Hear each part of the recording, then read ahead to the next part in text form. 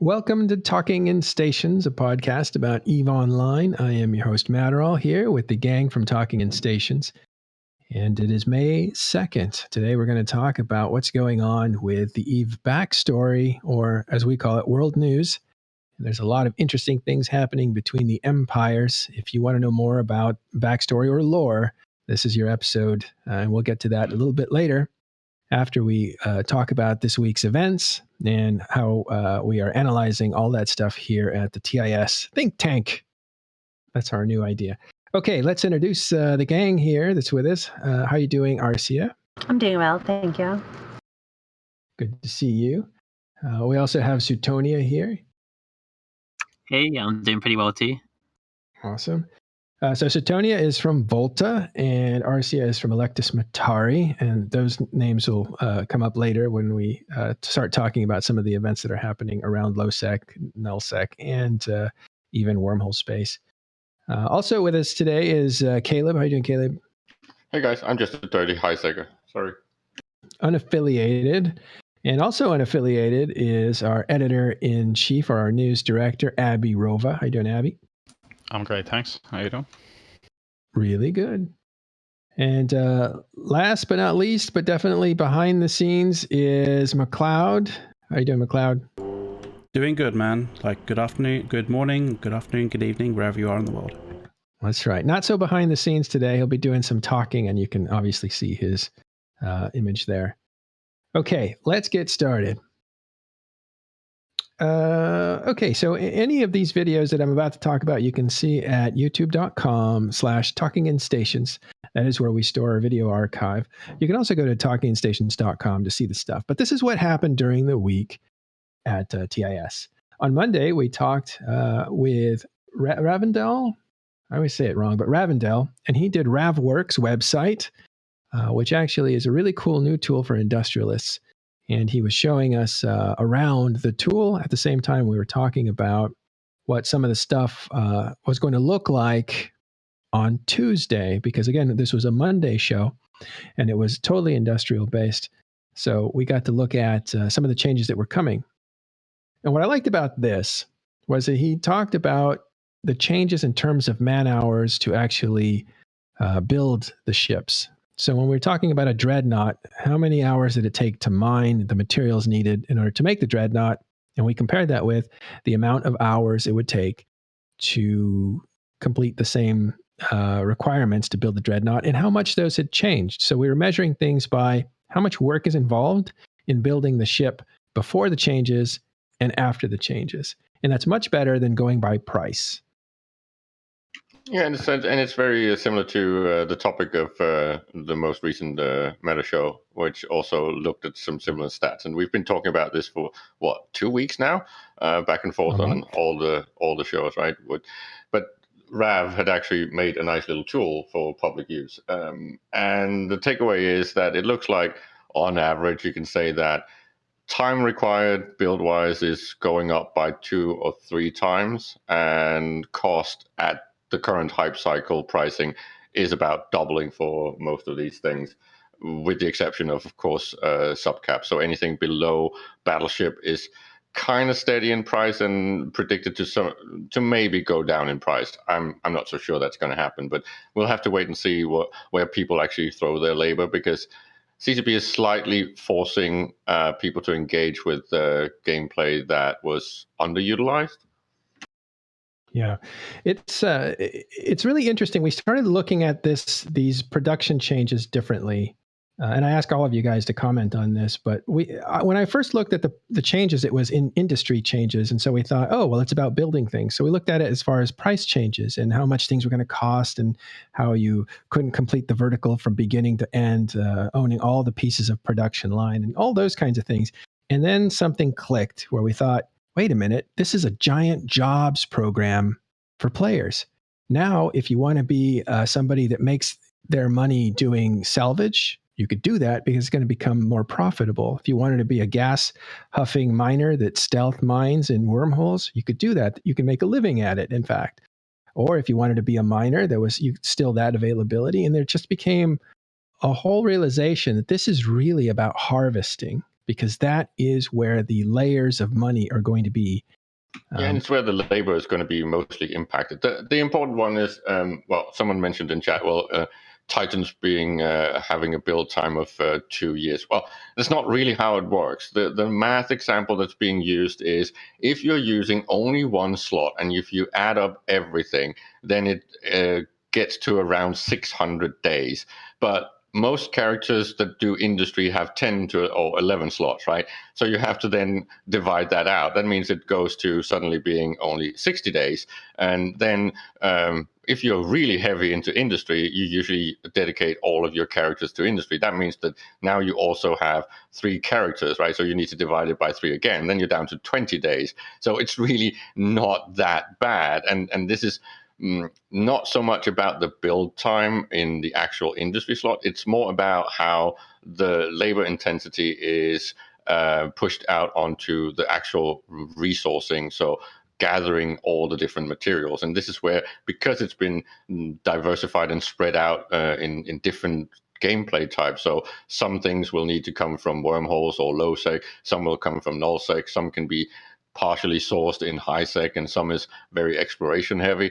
That's where all the real work will start appearing, right? Because then you have logistics strain, you need to actually ship these things around, and you have to actually find these things. I think find these things is the important part. Anyone that goes out and start looking for, say, gas anomalies will figure out that it takes a little while to actually find them. This is where it becomes interesting, because you can like roam around after the stuff that you want to do.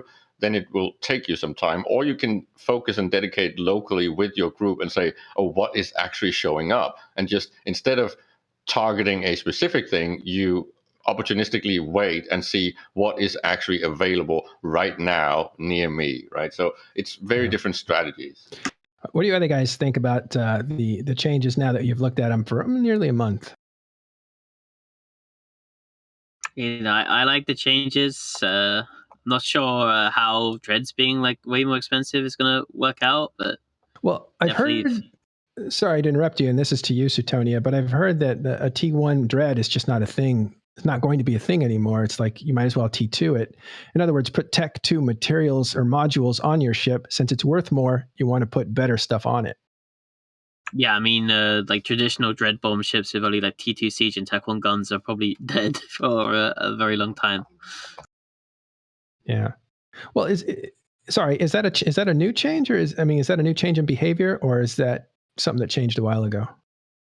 I mean, that was something that changed a while ago with Surgical Strike, and I think like there was another patch about a year before where CCP readjusted the insurance values on dreadnoughts, which made it like more likely for you to want to use like Tech 2 Siege because you didn't get as much back from it dying. And then in Surgical Strike, obviously they buffed the Tech 2 close range ammo for dreadnoughts, so that'd be like Conflagration for the Revelation, Hail for the Naglfar, etc., which meant that using Tech 2 was even more worth it, right? Yeah, you could do a lot more damage quicker. It's all down to stuff like disposability and replacement, right? And this is where I see this as being slightly healthy, because in the abundance era, right, you could simply not lose your ships fast enough compared to how fast you could replace them. It was just so easy for most people to replace things. And at least now there's a little bit of a strain. Again, this is back to, we've had very low destruction numbers in EVE compared to our productivity for quite a while. Now we might actually see, old school situations where production and mining is way below destruction when there's actual activity and war going on, right? What do you think, Arsia? So I think that just like the wide usage of capital ships and how much they dominated much of the game on larger scales meant that they kind of had to be. I mean, it's not going to affect most of the larger scales because they're still going to dread bomb. It's just going to cost more. But some people on like the small to medium scales are going to think twice before, do I drop a fax now? Do I drop dreads now? And I think that'll cut back on some of the just cap everything mentality a little bit, but we'll see. What do you think about the reverse side? Because we've dealt with this a lot. Like, what are people going to do on the buying side, on the using side? But what about the jobs program? Jobs. Is this going to create opportunity? I think people are have something that they like doing to make money, like miners, for instance, are still just going to focus on what they like doing. But maybe some of the people who never really found a niche that they click with will have an opportunity to find a new niche. Like I've heard a lot of people talk about, I've wanted to mine gas. It sounds like a cool thing to do, and maybe they'll try it now. Because mining gas is something that I've never done in any circumstance. Like I've mined R64s. I'm not like a miner. I've mined like R64s and Crocate because it's valuable. But I've never in my life huffed a gas cloud. Right. Sounds so weird. Abby, do you have any thoughts on this? Yeah, I think Caleb made a very good point about people either having to search far and wide for these resources or concentrate locally. And as well, the thing about gas, just because we were talking about it, is it cannot be compressed. So a lot of gas gets very voluminous and it has to be moved. And a lot of this gas is coming out of low sec and some null sec, and that's going to create more, are you going to jump freighter it? Are you going to take an orca or a freighter through a gate? That's the kind of volume we're talking about here. It's huge amounts. And I do think... Go on. Just to address the anger that I hear a lot, and I do understand it, because what CCP is fundamentally doing is they are almost entirely removing what I call crafting and build it yourself ability in EVE Online.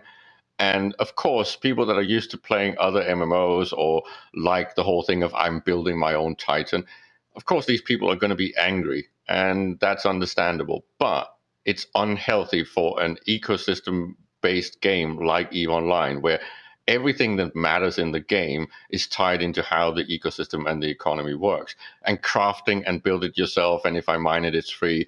All of these things are really, really bad, and that was something that needed to be addressed, because that was what brought the stagnation to the game.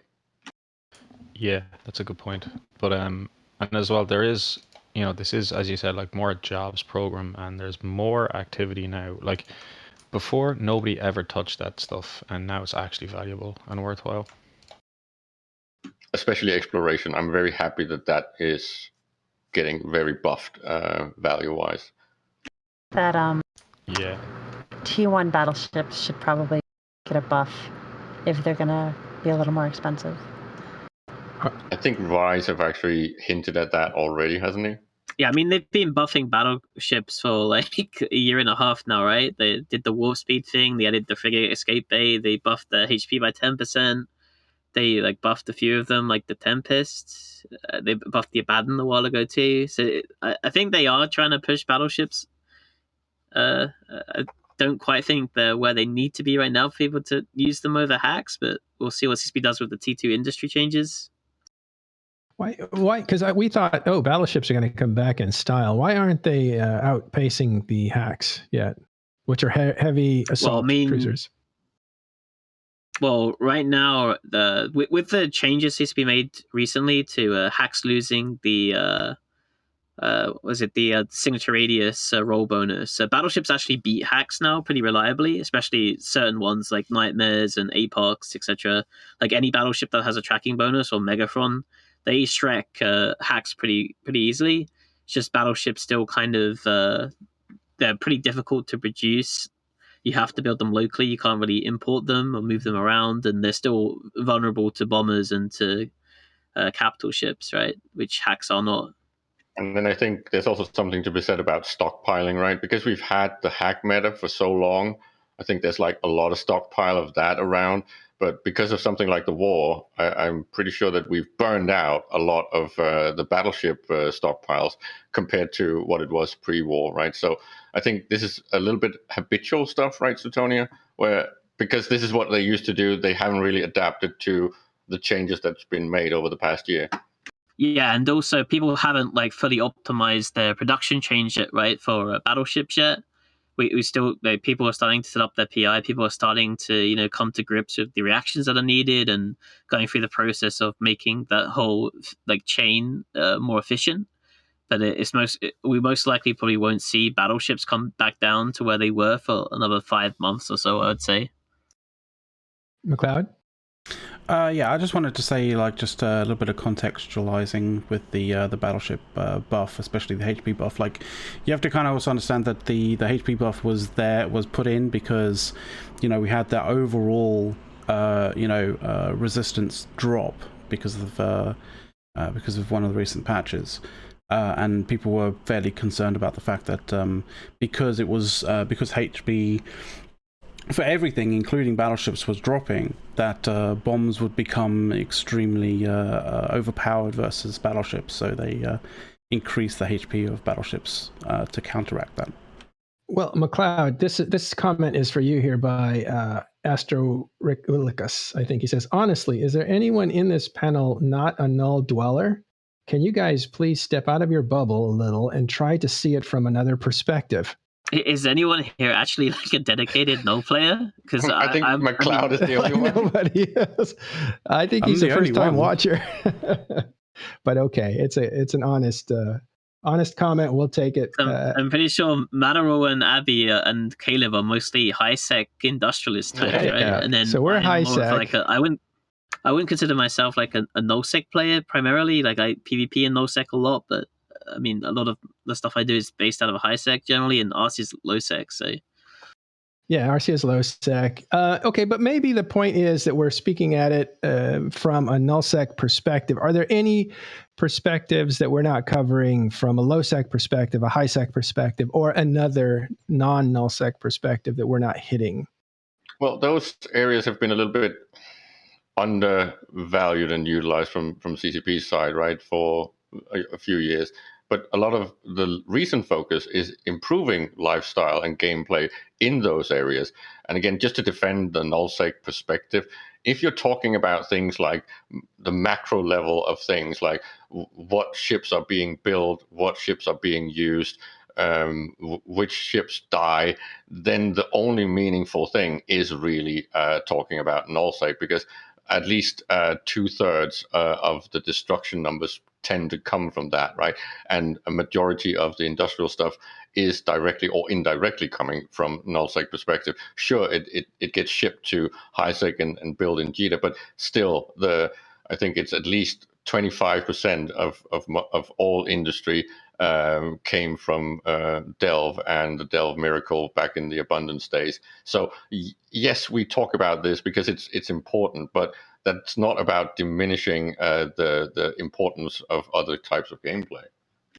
Yeah. Plus, when we're talking capitals, I mean, you can't even use them in high-sec, apart from the Orca. So exactly, thank you. But it does seem like that anytime we talk about these industrial changes, it automatically goes to, well, who's going to build their Titans and all that? It's like a lot of people don't have that within their range of even thinking about for months and months and months.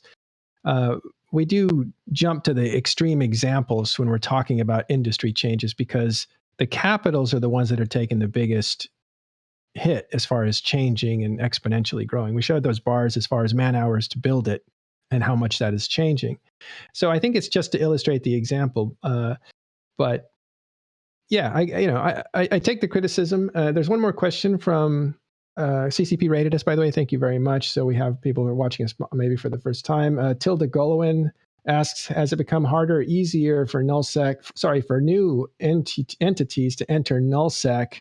That's a little off topic, but we'll go ahead and take it. You guys want to answer that? All right, now I'd say it's easier. Oh, sorry, Caleb. No, it's fine. It's just I would say that I don't think I have a final answer until like 3 months out when we know what's going to happen with the whole war scenario. But I agree with Suetonia. Fundamentally, it looks like it's easier. Yeah, and CCP greatly improved the value of some of the NPC regions with their latest gas redistribution. I think we're going to talk about gas a bit later in the show, and you guys are going to do like a gas show on Monday, I think. Yeah. But what CCP did with the gas redistribution is there's now Mycosaracen clouds in nullsec. Those are the clouds that you could previously only get in Empire space before, primarily in high sec or low sec. And now those gas clouds, they can spawn in any nullsec, but they actually spawn much more frequently in specific NPC nullsec regions. And those are Outer Ring, Great Wildlands, Stain, and Venal, as far as I can tell. There's far more gas sites out in those regions, those NPC regions. So there's 8 regions that traditionally had gas, and now that they've expanded it everywhere, you have those extra ones, plus their like original gas sites. So yeah, there is 8 systems with a lot more sites, but the gas is everywhere. Yeah, and the so NPC nullsec is maybe a bit more valuable to come out into, and PI has gone up in value too. So you might want to come out into like NPC null for that as well. And also with the current situation, like if you look at the south, there's actually a lot of space that like anyone could just kind of take if they want to hold it now. Right now, I think it's weird. It's almost like a labor shortage. There's territory that's been conquered in name only. Nobody's there to defend it, really. So I think in that sense, it's easier. Who knows if people will let you keep it? But I don't see a big emphasis on conquering and holding territory for renting. It just doesn't seem like it's in the DNA of the people who are conquering it these days. So it's a really strange place, I think, right now. Nullsec, new groups going into it. If I were the leader of a new alliance, I would really try my luck, especially in the South right now. There seems to be a lot of paper empires, basically. You can rip right through that paper and establish your own foothold and see what happens. I think it's a good time for that. Oh yeah, if you look at Mencia and like Tenerife specifically, like there's just like 5 constellations in each of those regions that don't have any iHubs in them whatsoever. Like I'm sure as long as you're willing to like do diplomacy and work with the sort of groups that are around that area, then I'm pretty sure you could easily get set up there. Yeah. So I conception that you have to be some gigantic mega superpower to hold any sort of SOV. I have somebody in my alliance who always talks about his old days when he ran a group of like 30 to 40 people in a more or less unified time zone, and they went out the Scalding Pass, and they just took a bunch of space because people didn't show up to the timers, and they were just looking for content and fights, and they would take space when they didn't get a fight, like come fight for your space or we take it, and they ended up with a lot of space. Eventually, like some big group will come in and kick you out, but then you just go take it somewhere else, and it's like infinite content. Like you can get a lot of content in nullsec and take space with not that many people, like 20 to like 40 people in the time zone, right? Just a little more on this from Abby, then McLeod. No, I was just going to say, lost my train of thought. Sorry, McLeod, go. McLeod? So you kind of touched on what I wanted to say regarding labor shortages. Like a lot of the industry that's changes that has happened has basically provided a lot of opportunity for people coming to nullsec to not having to specifically pay for their rent with ISK, but having to provide services for the larger groups to mine and provide resources for them. So there's that kind of element as well.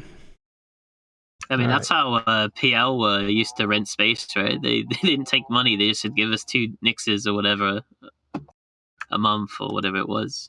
But even more so with the new industry, right? A lot of the stuff with the was it secondary producer index stuff? So parts for any industry, right? So that will be the new gold, and having renters, not real renters, but people that supply that is actually going to be very interesting, because that's both going to be something that you can use as a renter group for your own production, or you can actually directly export it to other organizations or to Highside, right? Mm-hmm. So I think this is the new economy normal. I'm almost inclined to say that we are finally going to get balance of trade, so import-export differences back into the game, and I think it's maybe the one thing that CCP should be applauded for when it comes to these industry changes. Abby? Yeah, no, I was just gonna say, like when Arsia was saying about 20 and 40 people taking space, like you could travel light, you could move in, and maybe you can hold that space for a month or two and make enough money to make it profitable and have a fun, contentful adventure before you get tossed out. Yeah. Okay. So again, we're looking at the industry changes in terms of like how the production has changed, and we're also looking at it as a giant rework of what there is to do in EVE Online. There was PvE, and they've been doing a lot of work with Poshfin and a lot of stuff that was created just for that gameplay that's in between wormholes and lowsec and nullsec. And they also buffed and changed a lot of stuff that people did in order to shoot to gain money, shoot creatures in space, gain money. But what they've done with the production is they've created more opportunities to harvest. And so a lot more tasks to do. And you can do other things on the way to the task. But it is an interesting way of really opening up and broadening gameplay for a lot of people to get them out of stations into space, to make them use evasive maneuvers to survive while they go about harvesting things that are actually worth something. So that's a new way of looking at the production changes that we've decided to look at. So in that sense, in that new perspective, we're going to have shows specifically for these new jobs, how you get into them, how you get good at them. And we're going to start Monday with gas huffing. So we'll be talking about that, breaking down the skills that you need, the equipment you need, and not the maximum, but the entry level. And then, the stuff that's, and a pattern of how you can actually increase your productivity too. So all that stuff, starting Monday, we'll go over the production jobs that CCP are really made more desirable. Okay. That was on Monday. Wow. But we're going to move along a lot faster here. On Tuesday was actually the patch. And what was interesting about this is nothing happened. Like patch day came, crickets. It was beautiful. Normally, a long time ago, there was 12 hours of interrupted gameplay because the patches were so unstable and they had to keep fixing them. And it might have gone on for 2 days. Who knows? But CCP's really got... What's that? Jita did actually die. Oh, yeah, Jita died. For a short period. But other than that, it was completely crickets, as you said, because everything had already been discussed and there was no surprises. Yeah, it was minutes. I mean, it wasn't out. It wasn't out even for a day. I think it was minutes. But that was pretty cool to see that happen. At the same time, on that day, on Tuesday, was the last Keepstar outside of 1DQ. As far as the war in Delve, the Keepstars that were outside of the constellation of 1DQ, I think there was some 40 Keepstars. This was the 41st to die in this war. There are still 11 left in that constellation, which is now being attacked. So this signaled a pivot in the war. And that was on Tuesday as well. So on Wednesday, we decided to take a look at the war for a 3-hour session through the eyes of the leaders of the war. And so that episode, which is called, Caleb, it was your title. What was it? Smash or Pass. Smash or Pass. Was it? Yeah, Smash or Pass, a 3-hour episode. And what we did is we took the town halls from Horde and Test, and even the address by Dunk Dinkle for Brave. And then we mixed that with the Imperium's meta show, because that has some messaging in it. It's public, but it's also messaging to people. And then we took the Fireseide, which is more private for their own guys, and we compared all those things together. And I think that was a fabulous episode as far as getting behind the minds of the leaders and what they're trying to do. And a huge analysis on just what's going on. Especially right now, right? Because we've been in, 10 months of war, right? And in the beginning, there was a lot of heated stuff and chest beating. Then there was a long period of, okay, things are just progressing. And then recently, there was a little bit of a lull after the massacre. So it's been a little bit quiet. So this is like, now the Pappy forces have finished, or at least almost finished, with most of the work in taking down the whole demolition jobs that they've been working on. There's a nice web page, The Road So Far, right? Now they're on the last constellation. So this is where now you can say that the Imperium is properly cornered. So now things are ramping up again. And this is what you're seeing in how they are motivating their troops. I think I said to Matterall, this is like those scenes in movies with big wars where you got that inspirational speech just before the push, right? So you're getting this very dramatic language from both sides, a lot of posturing and chest beating and all that stuff, and maybe a little bit of potty mouth language. But this is to be expected, right? And Matterall just went through the whole analysis and poked the bear a bit back and forth, and basically gave you a too long didn't read. So if you hadn't actually sat there and listened to all of it yourself, you could shorten it down a little bit, maybe with some commentary, everything collected in one place. I think it was a too long didn't read, but still too long. Yeah, too long and still too long, didn't read, didn't listen. Well, yeah. So we provided the cliff notes for all those speeches and went through and talked about what was going on behind the scenes. That episode has actually gotten a lot of attention from fans or people that watch the show, and there've been a lot of comments in the actual YouTube video. So check that one out.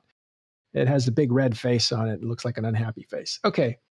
So Thursday, just to take a breather, we took a day off and came back on Friday talking about, and we'll open the subject up for a little while, ganking and what some of we talked with Zanus, who has a channel called Why Did I Get Ganked? So if you were ever ganked in HiSec and you joined the channel Why Did I Get Ganked, you'd be able to talk to him and he would tell you, well, these are the things that you were doing, and this is why we caught you and killed you while you were trying to do whatever it is you were trying to do. If you were mining, or if you were hauling or doing something where you didn't have any way of fighting back, that's essentially a gank.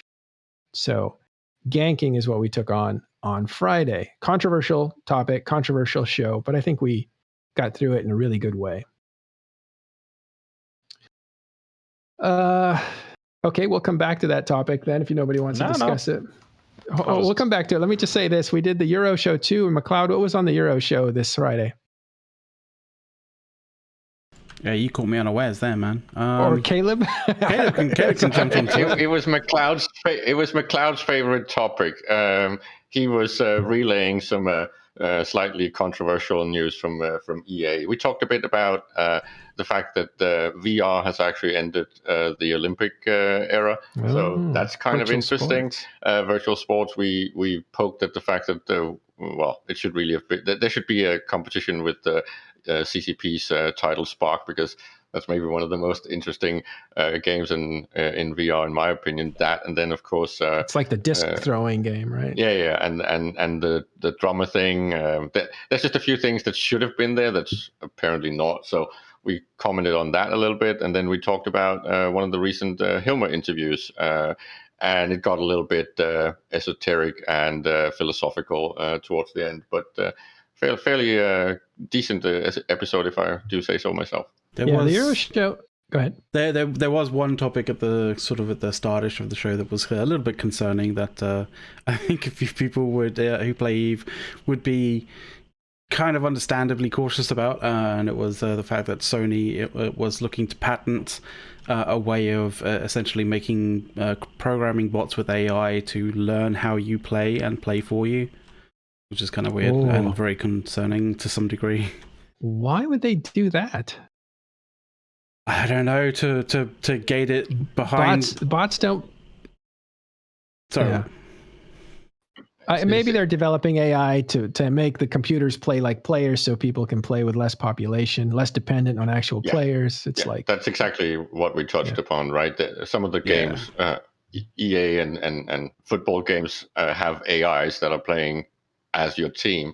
So to get that more competitive and more complex and engaging, there is a need for something like better AI when it comes to games that are group-based. Okay, well, going back to that Olympics announcements, they're going to have VR athletes. Sutonia, Arsia, are you ever going to be an Olympic athlete? Joining? Are you going to be sports? Yeah, you're both competitive players. I mean, maybe not Olympic level. I don't think I'd have the 16 hours a day every day to practice. Like, if you look at like the top StarCraft or Dota, players who literally they live in like a team house. They live in a big house full of nerds who just play all day and get better. Like, you don't become an esports celebrity by doing what I do, which is still fairly beyond casual. You have to go even further beyond, to quote Son Goku. So, but you're competitive. You played in the Anger Games recently, right? And got my ass kicked. No, how? What? Tell us about that. What happened? We won the first round against Spectre Fleet. We got crushed by Volta, and we got crushed by Wolves Against Strangers. Both teams really strong. Suetonia. Wow. Like, we looked really good that first round. We beat Spectre Fleet pretty hard. Second round, we looked terrible. Third round, we looked terrible. We had practiced against Wolves Against Strangers, so we knew they were pretty strong. We honestly, if we lost against Spectre Fleet, we would have had a much easier losers bracket. Because we landed in losing. Yeah, but no, we didn't throw. We won our first match, and you did your best each time. Yeah. Oh, sorry about that. No, but it was fun. We had a bunch of new players who had never had a tournament experience before, and I think it's a good experience. It's made a lot of people on the team better individual pilots. So, Tonya, what's it like crushing dreams? I wasn't even on the Volta team, and I haven't commentated it either. So I've been fairly in the dark about Anger Games. I've only watched it myself. You have commentated before, and you've done Alliance tournament, and you're a great tournament player, and all that sort of stuff. But you weren't involved in this one, I guess. No, I wasn't involved in this one. I didn't know if I had the time to commit to it for training days. And I also wasn't any part of the commentating team or anything this time around either. So, yeah. From what I've watched of the Anger Games, it's been really fun to see all of those old tournament names actually showing up again. It's quite a joy. Even Jintan has shown his face again, which is kind of cool. Yeah, it's nice to see Jin back because he's a great guy.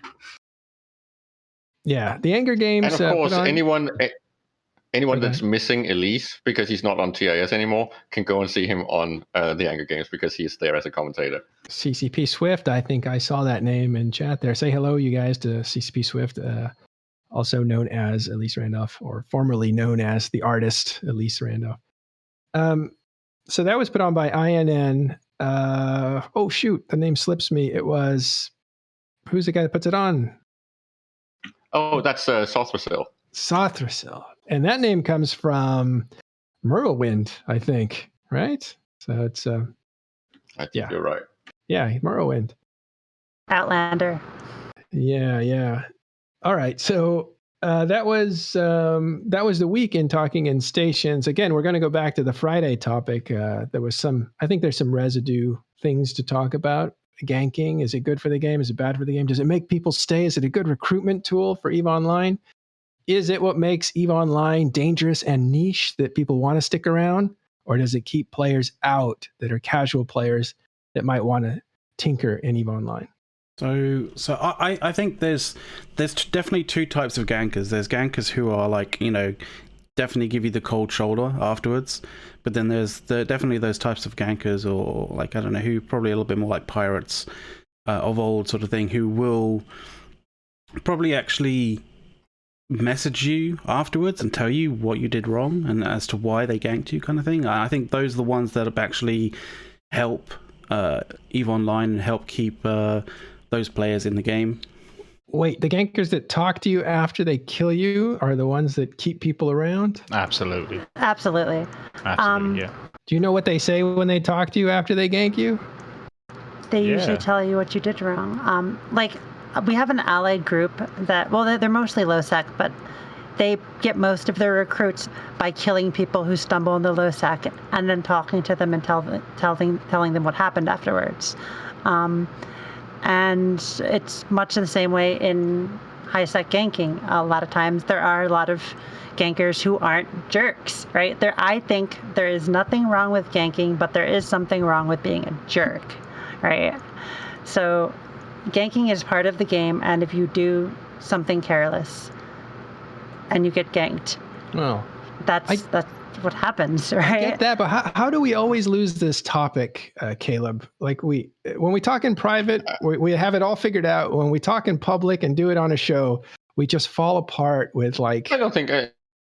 I think that's because people are trying to do the same bullshit apologetics, and this goes all the way back to when Umber Zombie broke the game, right? This is where this whole thing started, and then CCP just doubled down with things like harden the fuck up, and with things like killing is just a means of communication. It's like, okay, I see many of these arguments because competitiveness is cool and PvP is cool, but currently we've completely stopped discussing where is PvP supposed to happen.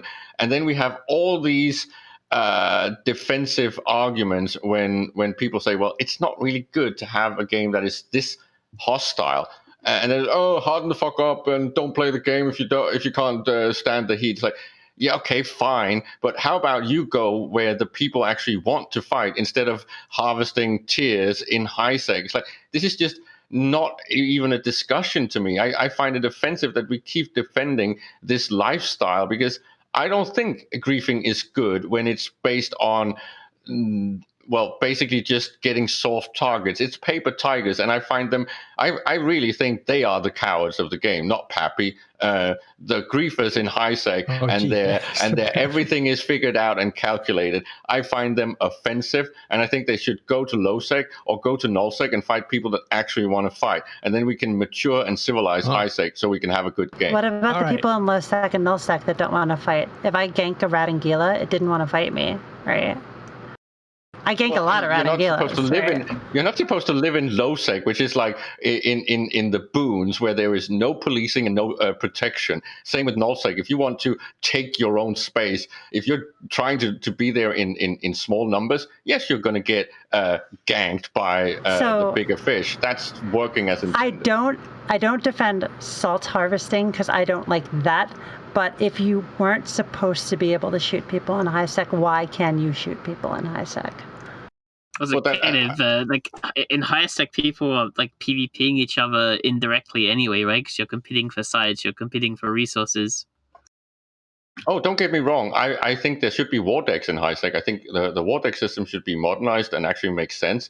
But I'm saying that criminals that are doing this without war decks, so without bribing Concord, that should not be allowed. Let me tell you, griefing with alphas and actually taking safety off in high sec should not be an option. If you're not Omega, you can't even remove the safety clam in high sec. I think high sec needs to be what it's supposed to be: a civilized high sec area where you can't do open carry and prepper attitude and do hold-ups and stick-ups in the middle of Wall Street. Well, straight-up assassinations, not hold-ups, but go ahead. It's just ridiculous. All right, so one of the things that happened during the Triglavian invasions. So in the Triglavian invasions, there were invasions in both low and high sec. In low sec, it was very straightforward. The two sides would fight each other, and one side would lose, and then the other side would run a system uncontested. In high sec, it was a little more complicated. You'd run for 16 hours, and the bar wouldn't move because both sides are killing super fast. And both sides would have offensive logi repping the ships you're trying to shoot. And one of the things people did is they ganked each other. And it changed the dynamic of the event for the better. Like, the first time I ever suicide ganked in the game was during the invasions when I would suicide gank the Ology. And, like, I think it's part of the game, and it's what makes Eve. You don't grief have ganking is just not the same thing. And just to defend myself from chat, because half of chat is just railing at me. The other half. I am not against aggression at all. If you want to fight me in high sec, war deck me, so I have an option to actually do something. This whole drive-by thing where you're basically shooting up my house when I'm not able to actually defend myself, this is not PvP. It is cowardly and it is bad for the game. I don't mind fighting, and I don't mind running away if I'm unable to actually counter you, but at least give me the option to fight back, because right now the aggression in high sec is not fighting back. It's all grief, it's all one-sided, and the people that do this are experts. They've calculated everything. They are the most risk averse, and they will sit there and just wait for the soft targets all day, every day. I want to fight these people, But right now, the mechanics do not allow that. Are you describing no-sec power blocks there? Well, I'm talking about high-sec politics. There should be the options to have war decks that are meaningful, that are balanced, where I have an option to say, no, I don't have to go and look for your magical headquarter somewhere in the ass end of nowhere where I have no idea where it is or how to actually effectively counter your war deck. I want to be able to have skin in the game. If you want to aggress me or mine and my fellow players in high-sec, put skin in the game, something that I can actually do something about, so I can have an equal fight. This is like low ante people trying to sit at a high roller table. They should get out of high-sec. They do not belong there. Now we're cooking with fire. And I wanted to hit this topic and get, obviously participation just went up in chat because this is a topic a lot of people talk about. And they usually run to, hey, CCP sanctions this because it exists, which is, there's some truth to that. And also it's good for retention. Have we dealt with that? So well, the point is that, sorry, let's let Abby go. Go ahead, Abby. No, let Abby go. Yeah, Caleb, just take 5 minutes there, briefly. So I think fundamentally one reason why this argument gets quite heated is because we're talking about multiple things here. I mean, is it an orca or a mining ship getting wiped out by 7 catalysts and then they quote unquote bully or harass him in channels where it's just salt harvesting? Or are you talking about catching and killing a month-old character, possibly in low sec, and then explaining to them what they did wrong, I think we're talking about like high-sec gankers right now. Like, obviously, I think like actual harassment is bad. I think using alpha account abuse is bad, and CCP should obviously ban those people. But like, if it's just like a normal multi-boxer with Omega accounts, or it's a group of people ganking in high-sec, I didn't see the problem with it. Well, that's my point. I do see a problem with that, especially when it's multi-boxing and it's everything figured out and calculated, and the people that they're aggressing are so soft. I'm not talking about PvP in the sense of what Arsia would be doing. If Arsia is hunting me solo 1v1, fine. I am all for that. More of that, please. But when I am trying to ship stuff around in what is supposed to be civilized space, and I have to package my stuff at a minimum of 2 to 3 billion in a hold, that's just silly. And it's all because of this griefer protection racket. It's bad. I love blood sports. I love PvP. But what we have in EVE these days, it's just unhealthy. It's bad for the game. It makes it unpopular to many segments of potential new players. And there is no counter to it. It's all in the hands of the aggressor. I don't see a balanced play or counterplay. And then I get told about you have to wrap stuff, and you have to do the whole webbing of your things, and you have to have scouts. And yeah, that's fine, but I don't need to have a PhD in EVE Online to play it. Could these people just go somewhere else, please? So if you have like a lot of stuff, you said what you have to do. You need scouts and webbers and an escort.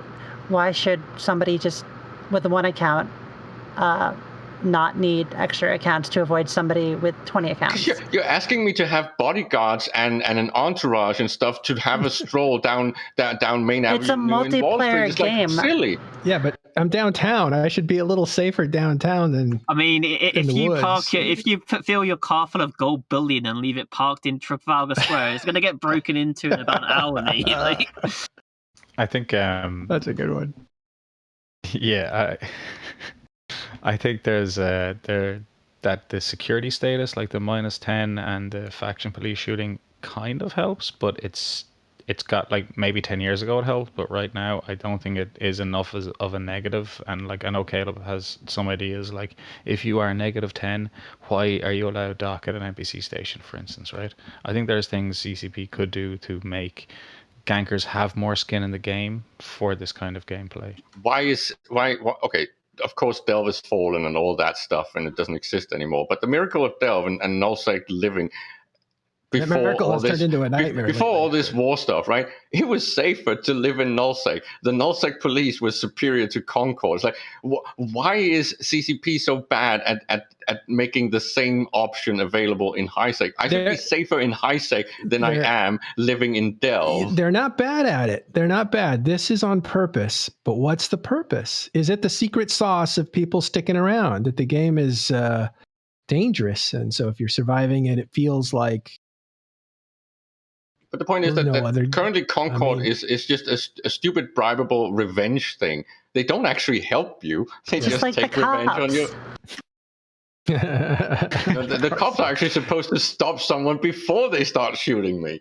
Yeah, but it's New Eden. It's a terrible place, and that's part of the typically, the cops only respond to people who've already been shot. Like they arrive after the Concord shows up 5 hours later and shrugs their shoulders. Well, and that's the thing, though. Like, no. Here's the thing, and this is the part that doesn't work. There are no real consequences to these guys, right? They can do this with impunity. They literally just have to reload their catalyst and do it again, and do it again, and do it again.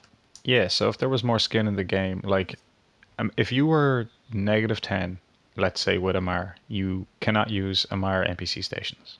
I love that idea. I think that's such a good idea and is more in depth in using the standings, and there's more mechanics there. Because then, if they want to gank in Udema and they're all -10, they'll have to put a structure up.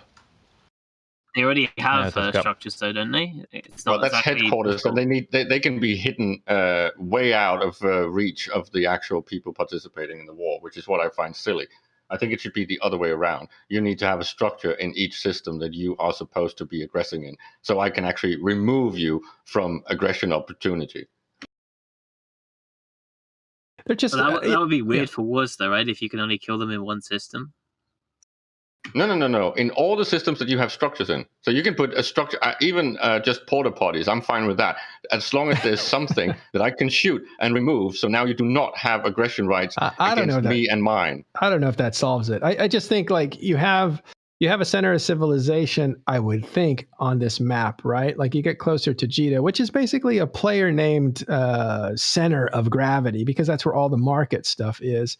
But, CCPs recognize that that's the center of the universe because they made the model bigger. They put a lot of work into Jita. They have special rules for Jita. They have even a cutoff on how many people can be in there. So they understand that there's something special about Jita. Why isn't that downtown? Why isn't police there to persecute and even hold accountable beyond the act? Why aren't they there to protect capsuleers? Like, it's mostly the skin in the game, right, and the counterplay, and it is off balance in my opinion. And of course, a lot of people that have this as their lifestyle will say, "Oh no, it's not," and I can't do this if I have to field stuff from my own structures and not use NPC structures. It's like, well, that's fine, but if you want all the advantages and the deck entirely in your favor, are you not actually just a coward? By the way, Burn Jita is much like what Moo used to do in what's that system? Yulai. No, earlier on they used to camp a system outside of not Yulai, but it was a system that was one low sec system between two high sec areas, and they used to just destroy everybody. So CCP said, okay, well, low sec has to change, so we're going to put gate guns in, and that was the beginning of gate guns, because players had kind of broken the game. They had made it impossible for haulers to get through a certain area. So CCP in the past has recognized we need to fix the game. We can't just let it be lawless. Why is ganking continuing to go on if they made changes before to fix broken gameplay? Well, and the thing is that what I am talking about, I think, would actually make more interesting PvP. It would actually bring proper blood sports and actual politics and drama and things to high sec and low sec in a way where you get this interaction between players that is, in my opinion, the unique selling point of EVE, because we already have stuff like the TTT, right? And the politics would be more complicated, and you would have to have these deal makings and shenanigans and who can actually be allowed to war deck who, and that would just create a whole new scenario that would make high sec a little bit like a light version of null sec politics. And I think that's exactly what we need, especially when we have this amazing design that Structures is, in my opinion. There's a few flaws, but still, I love the thing that Structures brought to the game. So Tony, I was thinking of Mara. I think they were in Mara. Yeah, Mara was the system. Yeah, the low sec one. Yeah, and they just ruled that system. But yeah, okay. I think also, Caleb, you said something that was really interesting earlier today. Like, look, and you may have just said this, but I hope you didn't, because I was just looking something up. The idea that there's like crime in a city, there's crime over things. You don't just kill your clients, right? Like you sell drugs or. Yeah, exactly. I would like to see an actual criminal lifestyle where there is something that criminals can do that benefits them and gives them an edge, but they have to do this as criminals and live with that consequence. So things like smuggling, things like drugs, things like things that are not necessarily allowed in certain areas, and taking advantage of player-owned structures that can become almost like little gangster hovels and stuff like that. I think then getting gang wars in high sec that are meaningful, where they're actually trying to do turfs and stuff like that. This is exactly where I would like to see EVE go. But currently, it's just about killing soft targets and new bros, and I think it's pathetic. This is... Go ahead, Abby, and then I'll finish this one up. Yeah, I was just going to say, they need to make combat boosters illegal again. I fully support that. That'd be fantastic. You were a drug runner. Yeah, that's my bread and butter until the cops shut me down by legalizing all these drugs. Yeah, I always thought TCP should do that. There was some ideas, right? Like one idea was they take away the NPCs, but you make it so like if a player uses a cargo scanner on you and detects the drugs, they can make you a suspect, and then you can get killed by other players. Yeah. That's a very old CCP Soundwave idea, I found out, because I think if players can kind of indirectly scan you and then flag you for PvP because you're smuggling stuff or doing illegal stuff, I think that would be so much more entertaining, and it's much more. It's easy peasy for CCP to make this, right? So say some types of weapon installments are illegal, but you're not going to be discovered by the NPCs. You're going to have to be discovered by a player that has to actually scan you down, either with a ship scanner or a cargo scanner, to see if you've got anything illegal. And if you do, you're flagged, and now you're participating in the actual criminal game. Well, you should make it an option to make a person a criminal by releasing that to the public. That way you can do some kind of bartering with the person. Yeah, that's a good ransoming, idea. Like kill rights. Yeah, make decisions more interesting. Give more options for decisions. Like, I'll turn you into the cops if you don't give me a part of that cache you got there, or something like that. That's the Radfingovich patch, right? Yeah. Abby, Abby, you were a smuggler at one time in this game. Tell us what that was like. Oh, look, I mean, it's once you're in the lifestyle, you can't talk about it anymore. Yeah, I'm gonna have to cut your fingers off.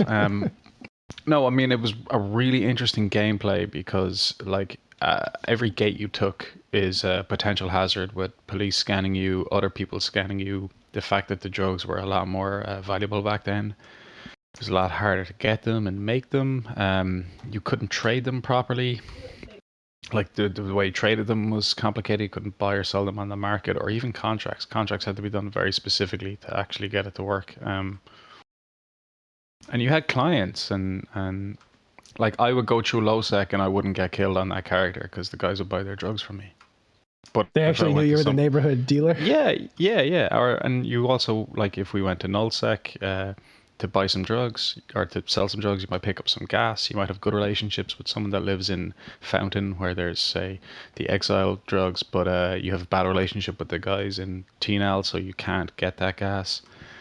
They might try and corner the market. See, we could even make injectors illegal, right? Yeah, totally. Skill injectors were illegal. But the thing is, CCP maybe thought they were doing people a favor by saying, hey, you can get even better PvP performance by boosters. Let's make them easier to use so people have that ability. And because they're focused on the PvP game and the balance game, no offense, Sutonia, they just totally killed a lifestyle of criminals that totally role-played this, right? Because you role-play this, you don't just do it. Yeah. Nobody just did it. I mean, if you were looking to make money, there was a million easier, better ways to make money. This was strictly people who did it for like the full-on roleplay, or people who just liked the idea of it. But I get why they made them legal. I mean, giving them the synth away for daily logins or just kind of simplifying it. But it is a shame that they made the game less meaningful and deep and a bit shallower. Right. So all this is to say, you're going to have criminals.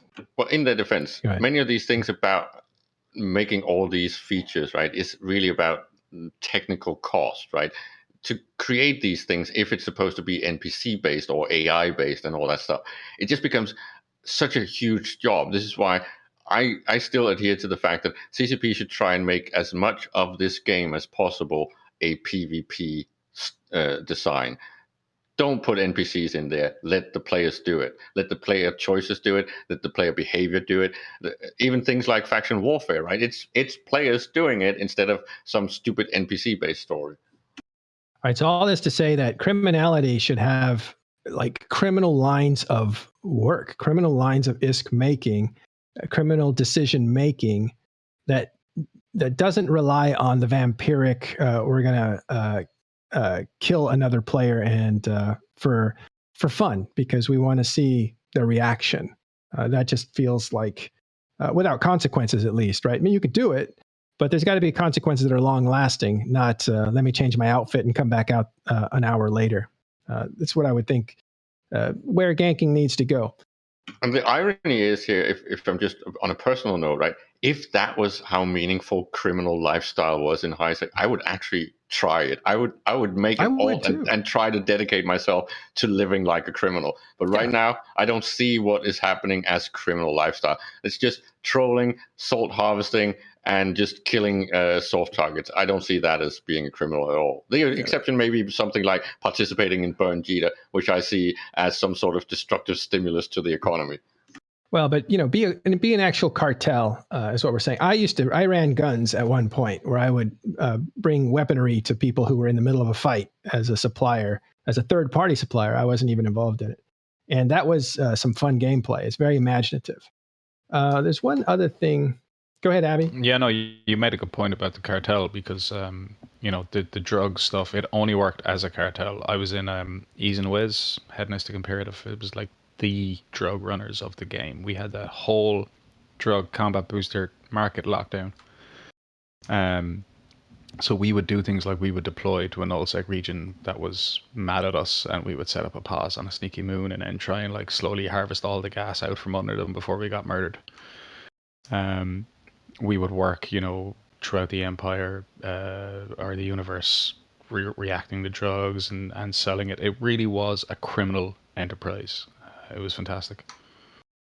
And just lore-wise, right? I think just to get Arsia in on the talk, because lore-wise, the empires don't like the capsuleers, right? So maybe we're not criminals, but we're kind of disliked. And the fact that we would be pushed into more and more criminal territory, again, almost migrating from some sort of high-sec pariah stuff and all the way into a null-sec entity. That's pretty much what I see natural progression being in EVE Online, right? Lore-wise, capsuleers appear different ways in different places, and a lot of it depends on loyalty. Like loyal Amarr capsuleers in the Empire are kind of seen really as a high place in society, for example. Whereas like in the Republic, it might depend. It might go clan by clan how they see it. And so it depends. Not entirely. It's not universally that people hate capsuleers, but people do definitely hate the capsuleers that aren't on their side. Right. All right. So that's our shakedown of last week's news, typified by the ganking episode that we talked about. Obviously controversial. And so we wanted to recover it with these great thinkers that we have here and practical users. Okay, but when we come back after this break, we're going to go into empires and how empires are ganking you these days. What's going on with the attacks that have happened over the last week? Are they going to continue? What are they signaling? Is this a consequence of EVE's 18-year anniversary happening in 3 days on May 5th? We'll find out when we come back with Arsia and more.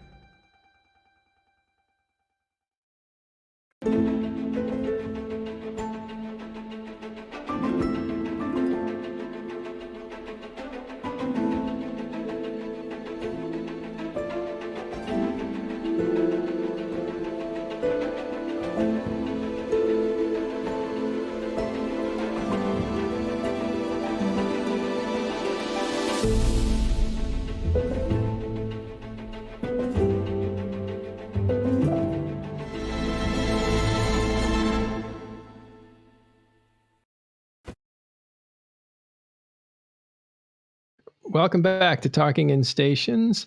We're here with Arsia, who's going to tell us about what's going on with world news and basically the backstory for EVE Online, what some of the NPC characters are doing, what the NPC Empires are doing. What's going on with all this?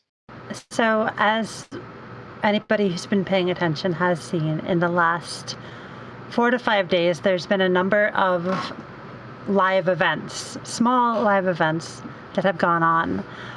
It started, I think, 5 days ago in the system of Tanu in the Minmatar Mandate, which is the capital system of Derelic. The mandate is Derelic. 3 Naglfar class dreadnoughts sinoed into HiSec, the HiSec system, and started bombing the capital planet of the system. So these 3 dreadnoughts were shooting at the planet a la back when we could bomb planets for dust, when there was the link with the other game that CCP made. But the dreadnoughts were shooting the planet, and there were diamond NPCs for both the Minmatar fleet and the Brutor Vanguard, which were the attacking groups, which are a mercenary group connected with one of the tribes of the Minmatar Republic. So they're not like the tribe itself, but they're a mercenary group with obvious connections. A bunch of players came in and defeated the dreadnoughts bombing the planet. Tanu is actually a system where a major Amarr alliance, Kimi Harar, lives, like a player alliance.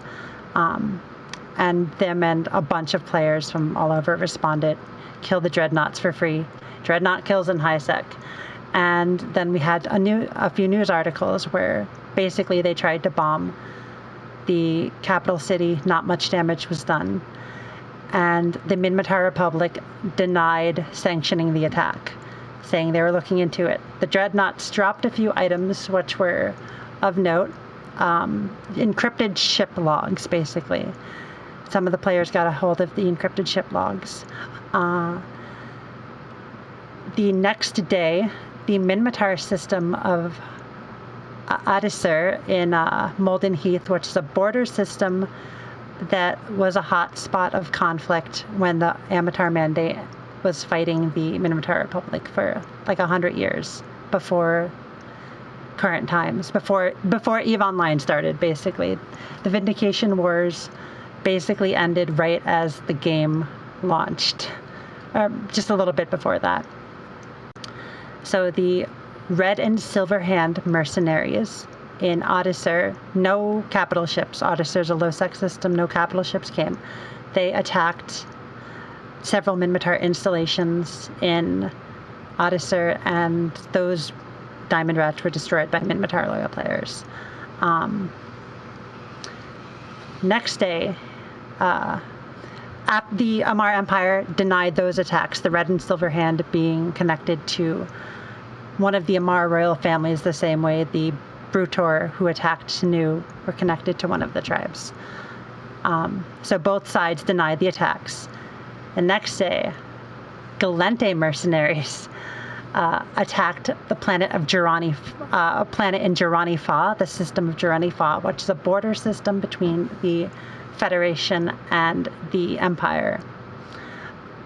So this system is a system that is relevant to lore because there was a conflict between the Amarr and the Gallente over who would get the resources of the system that was settled by the Quaife Corporation, which is not everybody's favorite soda. I prefer Starseed, but one of the mega corporations of the Gallente Federation came up with a compromise between the Amarr and the Gallente. But in this case, Gallente dreadnoughts from the Crux Special Task Forces bombed the planet, which is listed in game as Amarr sovereignty. Imperial Navy and mostly players showed up and destroyed these dreadnoughts. These dreadnoughts also dropped more logs, like the Naglfars did. Gallente Federation denies it. Amarr Empire mobilizes all of its military, puts all of its military on the borders of the Federation and the Republic because these capital ships keep sinoing into HiSec. and bombing them, right? Minmatar Republic responds by mobilizing all of its military and putting it on the borders. So we have border systems with Minmatar forces built up on one side and Amarr forces built up on the other side. We haven't been closer to a full-blown war in a long time. The Gallente Federation mobilizes its forces but doesn't put them on the border and tries to de-escalate. Yesterday, in low second Flociswin, which is a hotbed of conflict in the faction warfare zone over events that took place on one of the planets in the system to do with taking the populace as into slavery. In this system, Amarr dropped an Amarr corporation known as the Shining Flame, which are mercenaries connected to the Sarum family, dropped on Flociswin and started bombing the planet of Flociswin 4. This was immediately dropped by no handlebars, right? They dropped super carriers on it and destroyed the dreadnoughts. But like all the other dreadnoughts, these encrypted ship logs have dropped. And a bunch of news articles have come out saying, like, the reactions of the royal families and the tribes and the Gallente Federation, and basically these attacks so far have been denied. And a lot of players are wondering if it's a false flag information, but on the forums, NPC characters for Minmatar Republic, Amarr Empire, and Concord, 3 different characters, posted saying, if you got any of these ship logs, hand them over to us. And I know some of the RP groups did go out of their way to get ship logs. There was actually an escort event that somebody from Volta, Reload, actually got one of the ship logs and agreed to give it to Electus Matari, but like posted that he was traveling from the system of Tanu to Electus Matari's home system on the forums to try to bait a fight. Is that bait? Yeah. Yeah, he was basically trying to bait a fight, but we formed we rage pinged for it, CTA, and formed 30-person fleet, and we secured the ship log. Some of the Amarr RP groups, Lumen and Pi, secured ship logs in the 2 of the other attacks. So the Minmatar Republic and the Amarr Empire have definitely been given at least some amount of ship logs with information on the what might have happened in these attacks. There are still more out. Like, I know the group Phoenix Naval Systems also got a hold of one, but they're holding on to it. So we're going to basically see what comes out of this. It could be either something where, like, the empires, these groups connected to the empires are actually attacking one another. What is notable is right before the attack on Tanu, there was also an attack on the planet of, on the system of Innis Ilix on a station. And on this station, 2 very important prisoners who were being held vanished. Now, they could have escaped, they could have been abducted, and given how valuable these 2 people are, one of them is a Khanid warlord who was the center of a lot of planetary, who was believed to be responsible for a lot of planetary bombings over the last 3 years and had at one point made the Theology Council. The other one was an illegal slaver who was arrested back during the Becca War, which is actually a war between players, right? That had some live events. But basically, the empires are closer to an all-out war than they've been in a long time. And there's a lot of people who think it's a false flag. They're all false flag attacks because everybody is denying the attacks, and they are all similar mercenary groups that aren't. They're very similar mercenary groups that have connections to each of the empires without being officially part of the empires. So it could either be all the empires are just hitting each other under the table and being like, I don't know what you're talking about, or it could be a false flag attack. I hope. Proxies. I hope proxies. it's. Yeah. Well, what's a false flag attack? So somebody posing as somebody else. Like if I put on a Suetonia mask and punch you, right? And then you look at Suetonia all angry. Yeah. I have one of those. There's actually a fake Caleb in game that is currently flying around ganking people in high stake. Very apropos, just saying. False flag. They should remove. Oh, that's great. Somebody made a character named Arsia Welpkin, so I know how you feel. There's a guy called what was Banker. Elise's Elsie something, and Elise Randolph sucks. And have you had any of these, Suetonia, yet? Someone made put part of my name in one. Like someone made a character called like Stuntonia Keith, and it's like a mix up of like three names of like Stunt Flores me and like a really prolific ship poster from BSB called Alison Keith. I like Stuntonia. That's actually got a ring to it. It sounds like like a name they would call me if I was like really small or something. I don't know. Arsia, so the attacks, are they over? What do you think's going on with the attacks? I don't think they're over. For one, we obviously haven't seen an attack from a Caldari line group yet. So, if I had to bet, I'd expect phoenixes at dawn. Right? Yeah, and Arsia, didn't the tone of communication back and forth lore-wise between the Empire kind of get pretty aggressive like a year or so ago when people were starting to talk about maybe there's a war on the horizon, and they thought that, well, I think most of the lore people talked about it just being two of the empires going at it, but this looks more like an all-out four-way war, right? So the way the balance of power in New Eden is structured is there pretty much cannot be a war with just two of the empires. Let's say the Amarr and the Minmatar fight, and one of them wins. So whichever one wins, the one that was allied to the one that lost is in trouble, right? Because let's say the Amarr win against the Minmatar. Then the Amarr and the Caldari will just together steamroll the Gallente.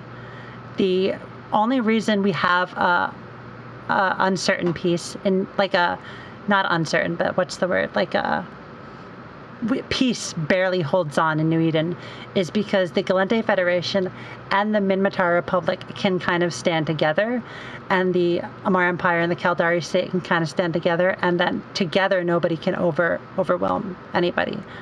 Because the Amarr Empire is very large, and the Gallente Federation is very large. So they're scared of just going at each other directly.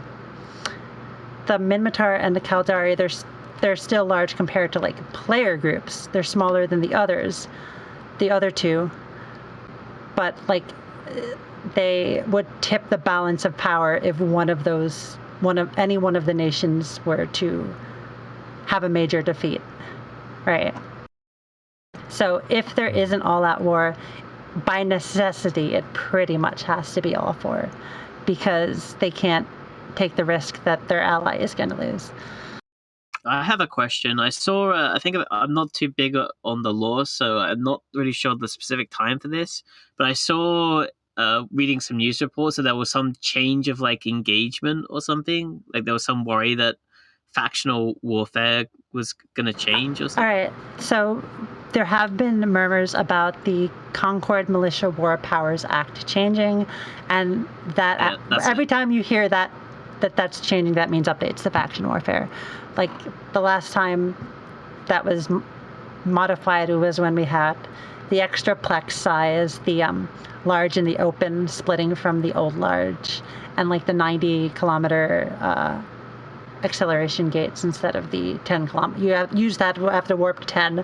Warp to 10, slide gate, right? And now you can just warp to like 70.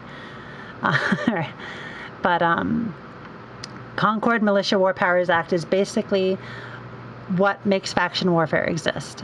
Faction warfare is a structured, limited war that lets the empires blow off steam with certain regulations in order to prevent a bigger all-out war. So changes to that mean changes to faction warfare. Well, all right. So are people panicking in your gameplay? Yes. People are. A lot of the Minmatar are like, this is the big one. It was always inevitable. It's on the horizon. Like, because the question for a lot of them is, when does the war come? Not does. And this is back to the original premise of the game. I think a lot of EVE players have kind of been expecting some sort of big four-way hot war coming since we started playing the game, right? Because it was always there underneath in the lore that this is like the big thing that could happen, that we will get meaningful war between all empires, and who you side with will actually make a massive difference, right? Of course, we then got faction warfare stuff, which is kind of like proxy wars that are randomized on the map and all that stuff. But we never got this, oh my god, I'm Gallente, I hate you Caldari, and now I'm going to kill all of you. It's like, that was all only background RP. It didn't emerge as an actual thing in the game. A lot of this stuff that's happening ties to stuff that's been happening for years at this point. Like a lot of the current storyline can be traced back to 2015 or so, I think, and some would argue even before that. But I think what's changed in the last week is CCP is starting to acknowledge that we have to make this visible, we have to make this accessible, and I think that's fantastic. Like, after the first couple of attacks that happened, not only did CCP stream these things, they popped up on stream and showed them, and everybody saw it was happening, which is, I love it. CCP Delegate Zero also posted on the forums with updates to the fiction portal and like a log of what he was changing, and fixed a major contradiction that's existed for a while. And a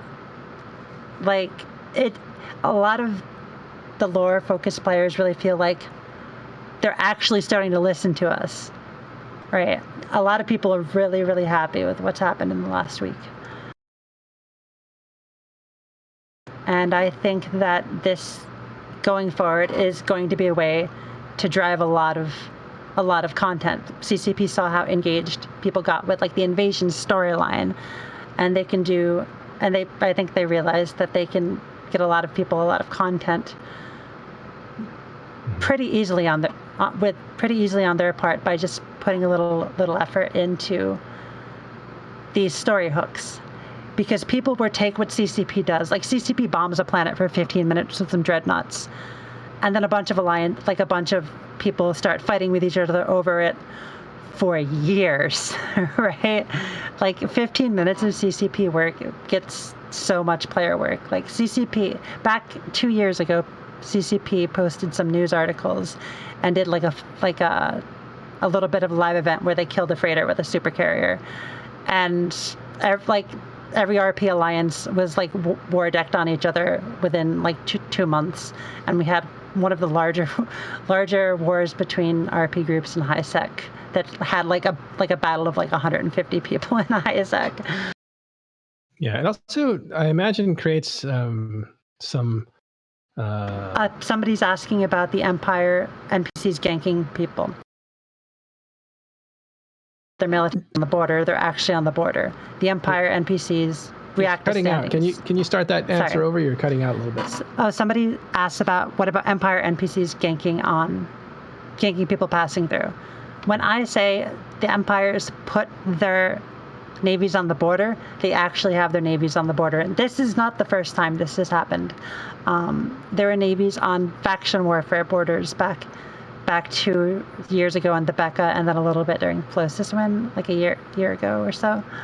But these dimed NPC Navy units that are sitting on the gates and gate camping basically react to standings. So if you have bad standings and you're jumping into an Amarr border system from the Republic, or vice versa, if you have bad standings with the Minmatar, you better be in something that aligns fast. They will destroy you. There's a lot of ships on a lot of borders. I imagine that this content gives you a role-playing community things to hang their stories on too, like plot points that they can deal with. These hooks give us a lot of, basically hooks that give us a lot to play off of. Yes, exactly. Mm-hmm. And how can people that are new to this sort of thing get involved in this sort of participate in what's going on? Well, even if you don't want to join one of the RP groups, that's fine. Follow the CCP Twitch channel. They've been going live when they've been starting these live events. And we've been pinging them out on Talking Station's Discord to everybody, which is very rare for us, but we consider these like important. There are RPers in groups all over New Eden from big null blocks. One of the people I RP with the most is in Goonswarm Federation, right? There are RPers in most null blocks and a lot of smaller groups that aren't dedicated to RP groups. You don't have to join one of the dedicated RP groups if you just want to, if you like your group and just want to RP. You can join the in-character channels like The Summit, which is a player channel. OOC to talk about this stuff out of character, the channel OOC. So you can interact with other characters on these channels. You can just interact with these people, go to where they are, shoot them. A lot of RPers will let people in their fleets who are friends, so you can interact and fly with most of the groups doing this kind of content, even if you don't join them a lot of the time. Sawyer here asks, go ahead and finish it. What is an RPer? Yeah. How does an RPer play the game versus a non-RPer? All right, so there's a really old meme that responds to this. It shows non-RPers, and it shows like a Maelstrom and an Apocalypse, and the Maelstrom says, lol, you're a noob. And the Apocalypse says, no, you. And then they shoot each other. And then it says, how do RPers play the game? It's the Maelstrom and the Apocalypse. It's like, the Maelstrom's like, the Minmatar people have been oppressed for far too long. This is where we make our stand. You're going down, slaver. And then, like, the Apocalypse is like, we are tasked by God with the noble purpose of bringing all people to him. Bow down or we will make you kneel. And then they just shoot each other all the same. So long words. It's kind of a half-truth. Like, basically, we play the game and do it in ways in which that we can make a story that we like. Do you find, by the way, does that take some of the personal anger out of the game? Like, is it not so personal? It seems like you're dancing together when you start RPing with somebody else. Well, I think of it when I shoot somebody in the game, I'm playing the game with them. Like, that's how it works in my head, right? Like, you can't play volleyball without an opposing team. You're still playing volleyball with them, right? And I think there is an element of, like, there are definitely RPers I don't get along with, and RPers who don't like me, and do you say like, hey, shitty story or something? Like, how do you insult each other? How do you hurt each other's feelings? You mean out of character? Like, yeah. What's toxic for an RPer? What's toxic for an RPer? The same thing as toxic for normal people. Don't just insult people, right? Aren't there like specific low blows? Like, oh, that was so trite. You know, that was Shakespeare, page 45. You know, like, no. There are definitely RPers who are.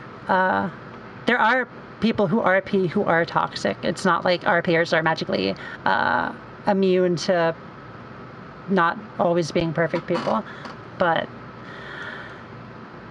I think that there is an element of, this is my character and this is your character and the character's opposed, but we can be friends. Yeah. Maybe it takes too much work to be toxic as an RPer. It doesn't. I think being toxic or not being toxic doesn't necessarily have much to do with being an RPer. I think some people are just toxic, and some of those people like to RP, and some of those people don't like to RP. Yeah. I imagine it's things like, like you're like God modding like your character, or controlling other people's characters. So, I'm your boss. Yeah, God modding.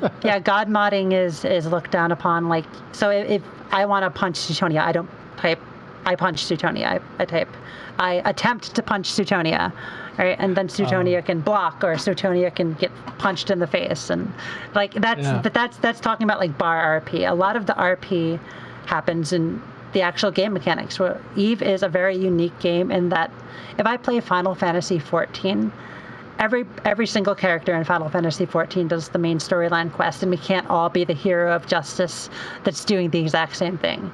In Final Fantasy XIV, all of our in Eve Online, all of our characters, if I shoot you in space, my character shot you. That's canon, right? Everything I do is part of what my character did, and that really makes RP and Eve special. Oh, interesting. It's a fascinating world. Again, when I came to EVE Online, somebody said, hey, our peers in other games, they're not like our peers in EVE Online. These guys will kick your butt. In fact, they're some of the best PvPers in the game. So don't brush them off, that sort of thing. And here you are, Suetonia and Arsia. Oh, I'm not really a role player though. Oh, that's right. You're not a role player. Yeah. I thought you were. No, I guess not. I mean, my character would be the best character to roleplay because she's been podded like over 2,000 times, not even counting the times I self-destructed the pod for the character. Or gem cloned. According to the lore, every time you go into a new body, you become like more like psychotic. Yeah, you would There's definitely degradation over time. This is the degradation thing, like in real life with Dolly the sheep. Suetonia would be a complete nutcase with the amount of cloning he's done. No, this is how we explain non-RPers who are talking about stuff that make no sense. Oh, they were just potted a couple too many times, or they didn't take the cloning. They're potted once too often. Yeah, they would look like there is Abby a lore explanation to explaining non-RPers.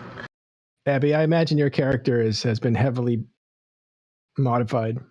It's all the combat boosters over the years. My brain's turned to mush. I mean, I did write roleplay description. If you look into the description of combat boosters, they tell you how they make you feel. So like, you can take drop and start freaking out like That's pretty funny. You can play the drop. Abby, what's that rule about not doing your own product? Isn't there something about when you're a drug runner, you shouldn't be doing your own product? Listen, you don't trust those baristas, right? If they give you some, you gotta test it first. That's fair. You've been testing way too much, bro. There's some old articles as well that go into like combat boosters and the pods and stuff. Oh, what's that compendium from the old histories?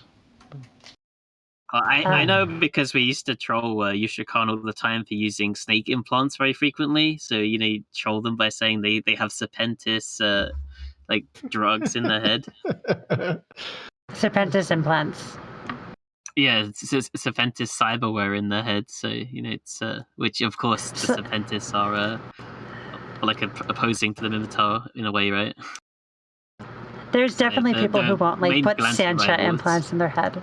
Right. So Tony, did you ever bait along the lines of RPing, like trying to find? Yeah, all the time. I was in CVA for like a year, and I used to get fights all the time by just I didn't even know the Amarr RP. So what I'd do is I would just open up like the medal descriptions and I would just post them into local, and they would make like some like guy in AAA really mad, and then they would just like feed me.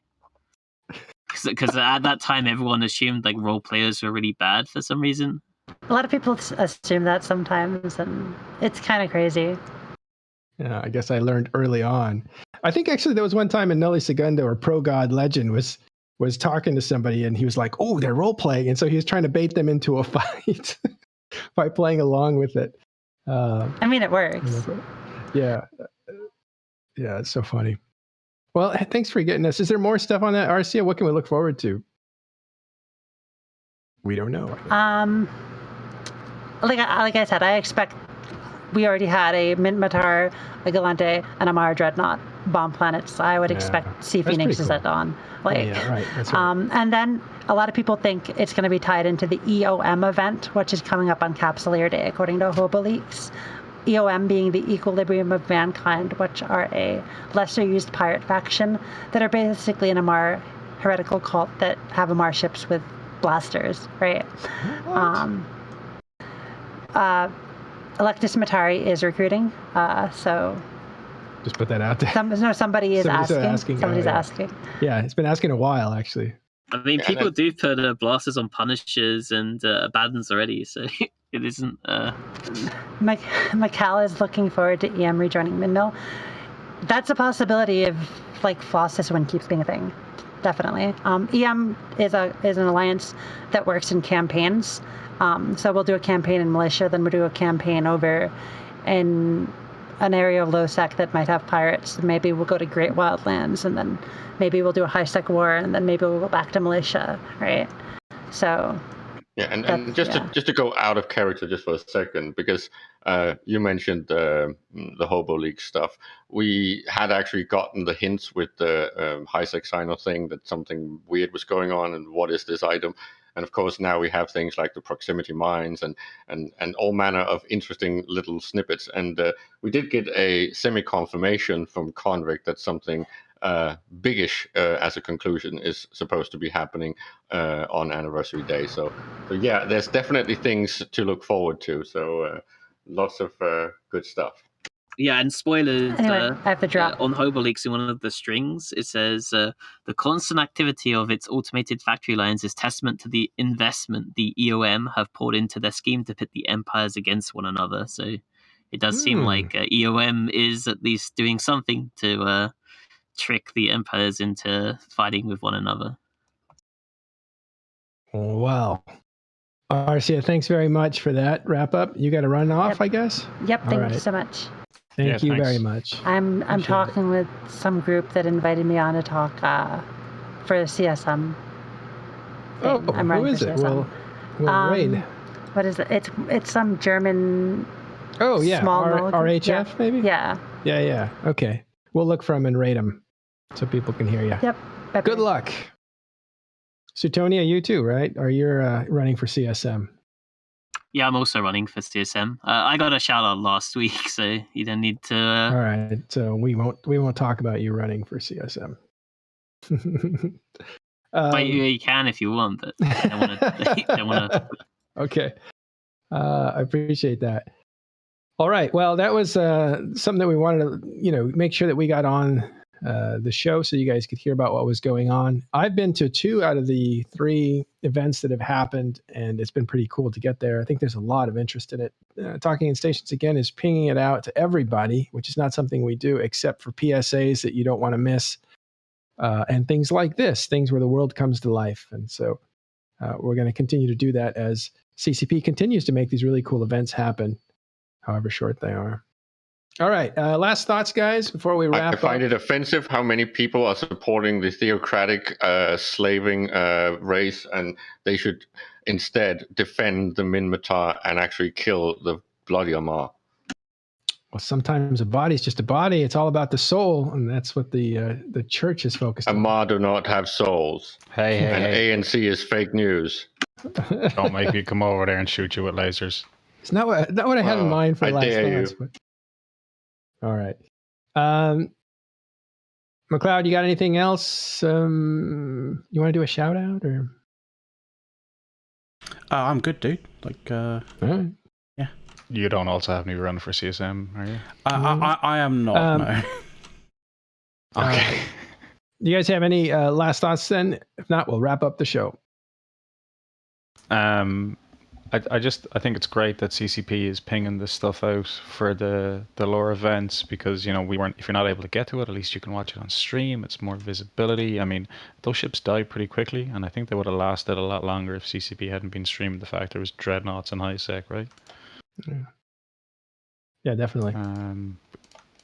But yeah, it's great, and tomorrow, Monday's show, we're going to be looking at some gas stuff and talking about gas mining. Got some skill plans. Got some footage of what some of these sites look like and how you can run them quickly and efficiently. So check back tomorrow if you're interested in making money. That's right. Yeah, I love that.